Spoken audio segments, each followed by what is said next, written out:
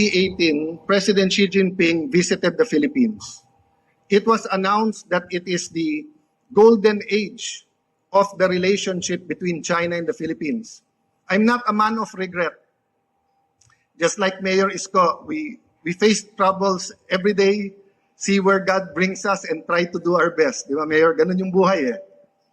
But there's only one thing looking back that I regret, that I had to resign to run for Congress and to run for Speaker before signing the joint exploration between the Philippines and China. No, weeks lang sana inabot ko yung signing. If we signed that, hindi sana ganun kalaki ang problema natin ngayon sa presyo ng langis at saka ng natural gas, because it takes 5 to 7 years for that. We could have signed it in 2018. Perception. Everyone against it and against China was saying it's not a fair deal. China was willing to give us a deal better than Malampaya and Shell. They were willing to give us that deal. But because of all the noise and perception rather than reality, we were not able to do that.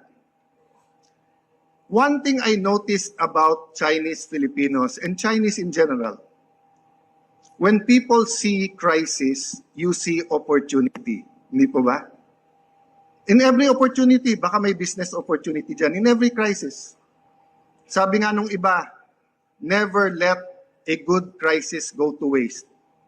It's true, in every crisis there are losers, there are winners. And this generation, the young men and women, the Miss and Mr. Chinatown, no? I guess they're between 20 to 25 years old. I saw them a while ago. Can you imagine 5 crises in 10 years? During Duterte's time, it depends on what side you were on. If you were pro-Duterte, you would say it's a crisis, it's a narco-politics crisis. We had a problem with drugs. If you're on the other side, you'd say it's a human rights crisis, ang daming extrajudicial killing. If you're somewhat in the middle, apareho. Problema droga, problema patayan. Before the Duterte administration ended, or in the middle, COVID-19, second crisis. 2022, right before the election, akala natin medyo yung taas ng presyo because of the Ukraine-Russia crisis was already it. Not knowing that was just a prelude to the US-Israel-Iran war now that's driving up all the prices, creating all the problems, not only inflation, logistics, etc., problems with fertilizers that we will experience in the next planting season, no? But fourth is the flood control scam. The biggest corruption scandal in the Philippines ever. If we handle it correctly, we can eliminate corruption in the country. If we don't handle it properly, we will have the biggest cover-up in our history. Number 5, not more of a crisis, but a potential crisis, AI.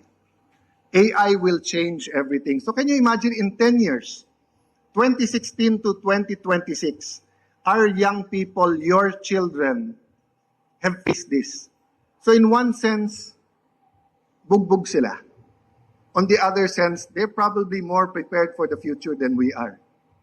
So today, as we celebrate 128 years of independence, and as I fight for the independence of the Senate, we also celebrate our friendship with China.